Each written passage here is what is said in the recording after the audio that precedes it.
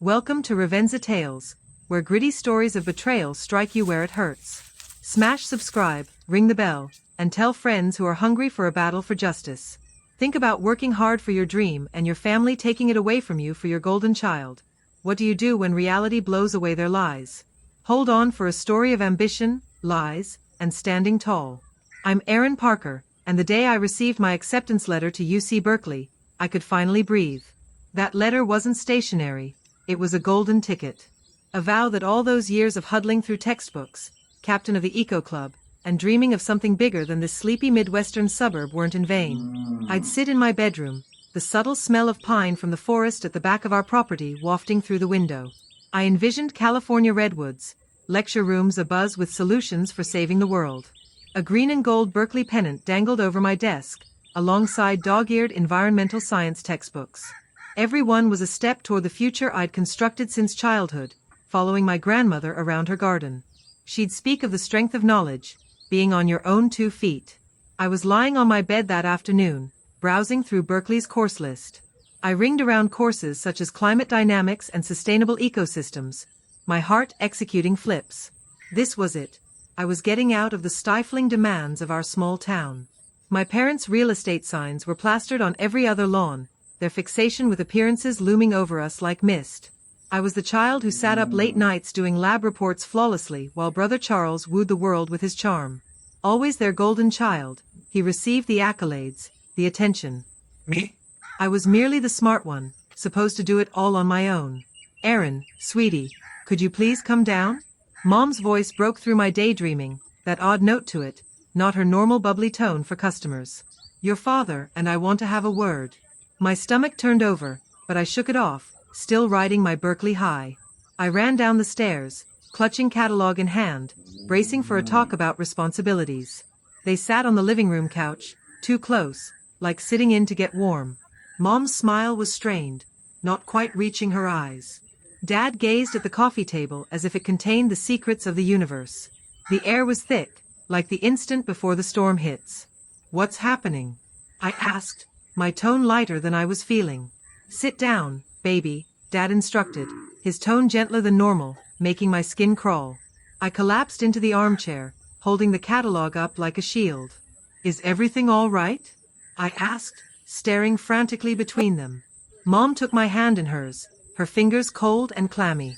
Aaron, there's no way to sugarcoat this, she began, her voice shaking just enough to be believable.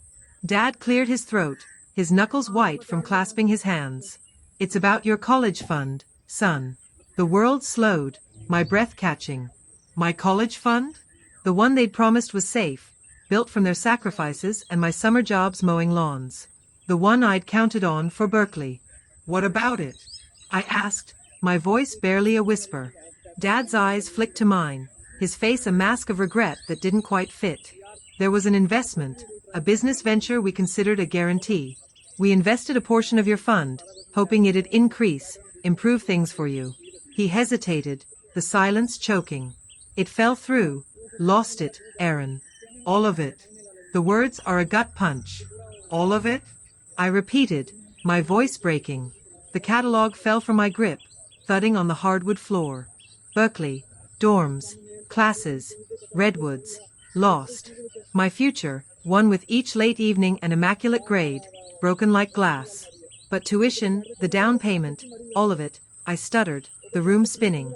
Mom's grip increased, her eyes shining with tears that did not fall. We're so sorry, baby. You have no idea how awful we feel. Her voice carried a practiced tone, as if she'd rehearsed before the mirror. Dad cut in too quickly, his voice changing to pragmatic. We've been considering, a gap year might work, or the community college here is nice.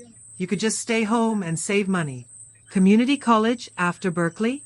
The proposal hurt more than the loss itself. My chest hurt, a hollow, pulsating ache. You're telling me I can't go? I asked, my voice cracking. Not this year, sweetheart, Mom said gently, patting my hand as if I were a child. We're stretched thin as it is. Her words sounded rehearsed, and I withdrew my hand, betrayal digging deeper. Charles strolled in just then, scrolling on a new phone that I had not yet seen. Funeral atmosphere? He asked, looking at my tear-marked face and at our parents' serious faces. We were simply discussing Aaron's college fund, Dad explained, his voice weighed down. Charles winced, but it was over the top, almost theatrical. Oof, that investment affair, bad luck, sis. He patted my shoulder, his touch dismissive, like brushing off a minor inconvenience. You're smart though, you'll figure it out. His eyes glinted with something unsettling, a flicker of satisfaction, maybe amusement. A tiny smirk tugged at his lips before he smoothed it away. We'll look into community college programs tomorrow, Mom said, her voice brightening, as if the problem was solved. It'll be an adjustment, but you're resilient, Aaron. That word, resilient, hit me with the force of a stone in my gut. I glanced at them, Dad's practiced sadness, Mom's grudging sympathy, Charles's barely hidden indifference. The room seemed small, the walls closing in.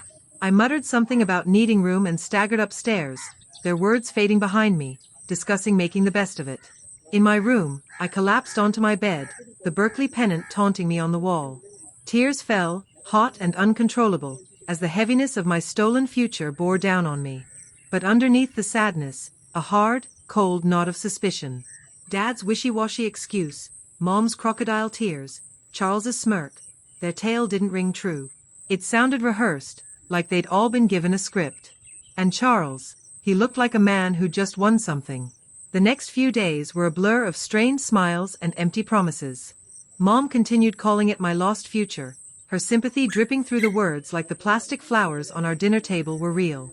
Don't worry, sweetie, she'd tell me, patting my arm. We'll get by.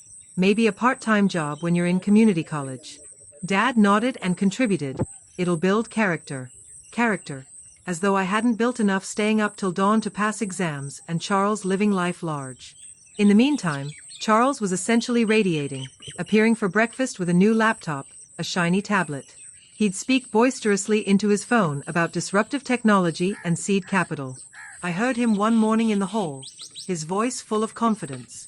Yeah, the funding's secured. Phase 1's a done deal. Game changer, man. Funding. My college fund. Things clicked into place with a queasy certainty. They hadn't lost my money. They'd invested it in him. I told it all to Lisa, my best friend, one hot afternoon on her front porch. We were sitting on her creaky old swing, the kind that squeaked with each push, the Midwest air heavy with summer heat. I picked at a loose thread on my jeans, my voice barely above a whisper. It doesn't add up, Lisa. My fund's lost, but Charles is brandishing new gadgets, bragging about funding. I suspect they gave it to him. They always told me my college money was inviolable, a guarantee. Now it's vanished, and Charles is suddenly swimming in money for his business venture. He's discussed it forever, but he never had the funds before. Lisa's eyes went wide, her paint-spattered fingers halting mid-gesture on her porch swing. No way, Aaron, they wouldn't. She crept closer, her voice hushed. Would they? Won't they? I retorted, acerbity searing my throat. Charles has always been their golden boy, the one they bet on. I'm just the backup plan, the one who's supposed to figure it out.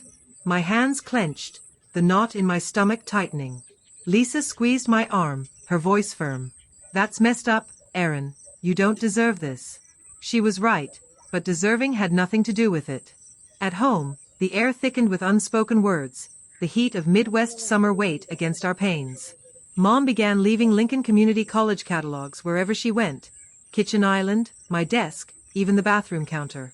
The bakery was hiring, she trilled one morning, brandishing a help-wanted ad like a life ring. You could save up. Save up for what? A life I didn't want, trapped in this town I'd been planning to escape for years. The last nail in the coffin came late one evening when I padded downstairs for water, trying not to wake the truth.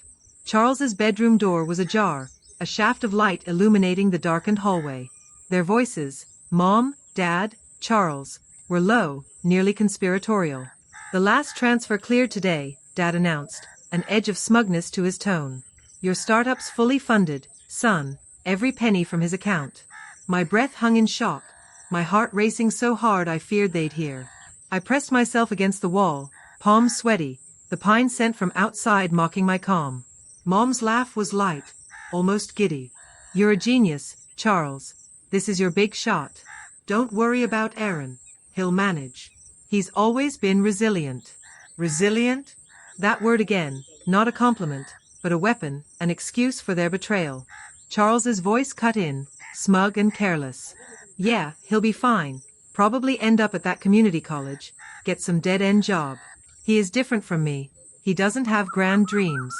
The words cut through me, and they were cold and biting. My own family, the ones who are expected to love me, had taken my future and given it to Charles like it was a gift. My dreams, all the hard work over years of my life, dropped to a footnote in his master plan. I moved back away quietly, trembling hands, not with fear but with fury so intense it could burn the house down. I gazed at my reflection in the mirror, a white, angry face I didn't recognize. They figured I'd roll over, believe their deception, and get on with it. They were utterly wrong. A memory struck like a lifeline. Grandma Hazel, her piercing eyes and no-nonsense smile, presenting me with a passbook for my 16th birthday. This is for a rainy day, Aaron, she'd said, her voice soft but authoritative. Or for when you have to create your own sunshine. She'd never believed Dad's flashy plans, always cautioned me to mind my own business. That passbook, hidden in a box underneath my bed, was my secret, a secret bank account my parents were unaware of. A spark of hope glimmered, piercing the cloud of betrayal. They'd stolen one future, but perhaps I could create another. The following morning, I awoke different. Gone was the heartbroken dude, replaced by one with fire in his belly. I headed downstairs, mustering a weary smile as I poured cereal. Morning, I said, my voice unshaken even though the storm raged within. Morning, sweetie, Mom responded too bright, as if she was selling her own bullshit. Sleep okay? Fine, I lied, stirring my cereal. I figured maybe I should look into classes at Lincoln Community. Keep my hands busy. Relief washed a face, so transparent it burned. Oh, Aaron, that's clever. So proactive. Your father will like that. Dad ambled in, coffee mug in his hand. Lincoln Community, you say? Good boy. Practical. He ruffled my head, a touch that set me crawling. I stifled my rage, letting them believe I was shattered, docile, willing to accept their definition of my future. I nodded to their plans, paged through the pamphlets Mom had left on my bedside table. I even allowed her to assist me in completing a first application, her pen hovering over the financial aid portion as if she were up for an Oscar. And yet, as they congratulated themselves, I was mobilized. Grandma Hazel's passbook was safely hidden in my backpack, my lifeline. I rode my bike one afternoon to a tiny bank downtown, the kind that has creaky floors and human touch. My hands trembled as I pushed the passbook and ID across the counter. I'd like to see the balance, please, I said, my own voice firmer than I was. The teller, Janet, with her kindly eyes and gentle smile, clicked at her computer. She handed me a piece of paper, her voice gentle. It's a healthy balance, Mr. Parker. I looked at the figure, and my breath was taken. It wasn't just healthy, it was a small fortune. Grandma Hazel had not only saved a few dollars, she'd invested smart. I had supplemented it through the years with babysitting jobs, birthday deposits, keeping it hidden like she instructed. Never ever let anyone manage your money, Aaron, she had warned, her tone cutting as a knife. Your freedom means everything. I left, the Midwestern sun hot on my face, my heart thumping with appreciation and direction. The grief was still there, a dull ache, but now it was fuel. They'd stolen one dream, but I'd build another, better, mine alone. I started spending hours at the library, pretending to research community college courses. Instead, I dove into scholarship applications, my grades near perfect, my eco-club leadership a star on my resume. I wrote essays burning with quiet fury, pouring my betrayal and determination into every word. I submitted applications to schools far away from this smothering town, Oregon, Colorado, wherever my parents' real estate signs couldn't follow. Rejections dribbled back, initially partial scholarships, then larger ones. Sometime in the afternoon, an email from the University of Oregon arrived in my inbox. My hands shook as I opened it. Dear Mr. Parker, we are delighted to award you the Chancellor's Scholarship, which pays full tuition and fees. I read it again, tears welling up, not for sadness, but raw triumph. A full ride to a place they couldn't touch, a future they couldn't steal. That evening, Charles waltzed into the kitchen, grabbing a soda, sporting a new designer jacket.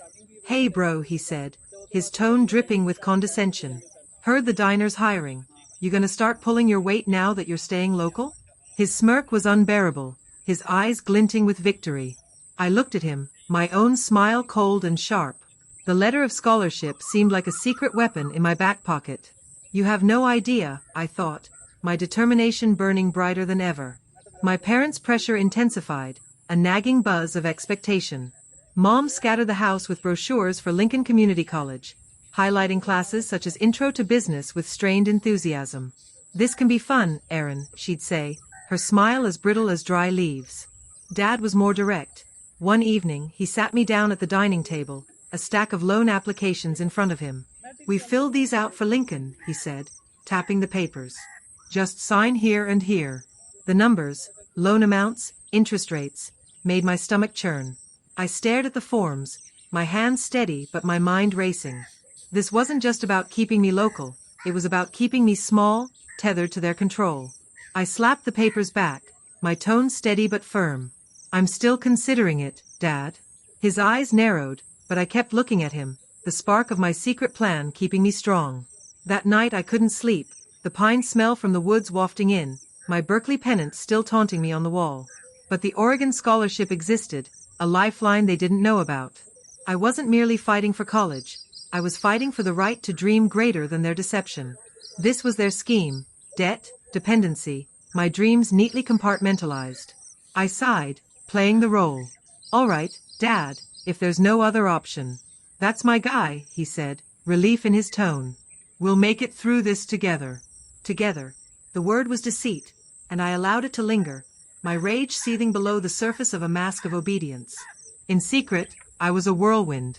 I went back to the bank, collaborating with Janet to send Grandma Hazel's money to a new account at a national bank that my parents couldn't get their hands on. I spent hours on the computer, finding a small studio apartment close to the University of Oregon, signing a lease with a down payment for my untouchable account. Every move felt like a revolt, a brick in the wall of separation between me and their betrayal.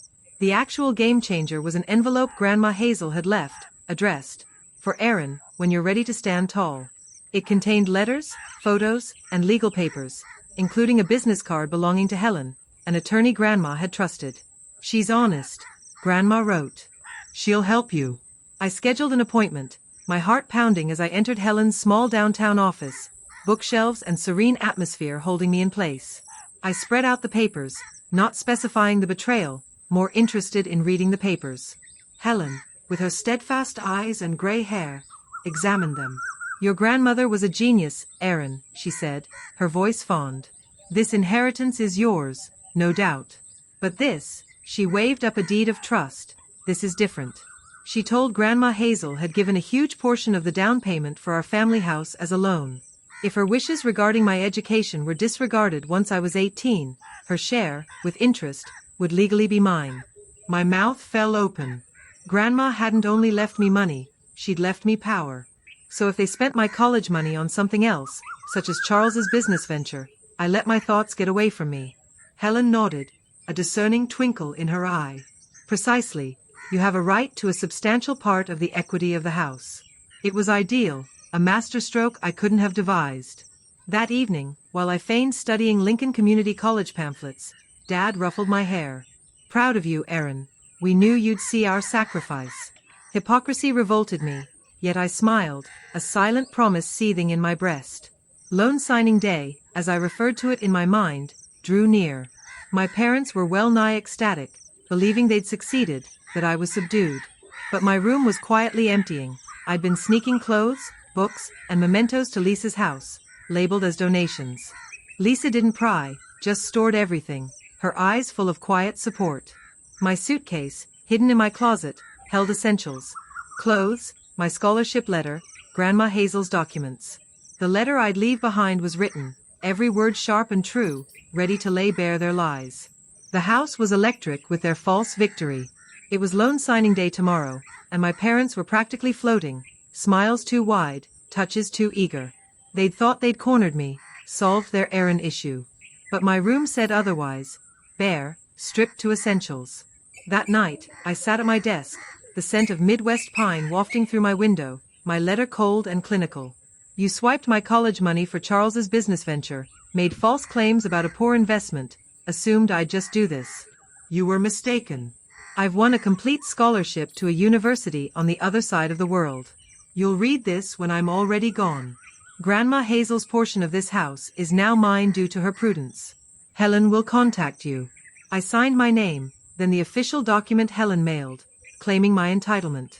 There came a strange stillness, a quiet power in the midst of storm and rage of sorrow. Dinner was an absurdity. Mom was prattling on about Charles's grand plans. Dad was preaching about community college being the way to go. Charles was smirking as if he'd already made it big time. I nodded, ate, made my excuses. Early night, I said. Big day tomorrow, huh? Get some rest, sweetie. Mom smiled brightly. We'll get started on those papers after breakfast. Can't wait, I said, flatly.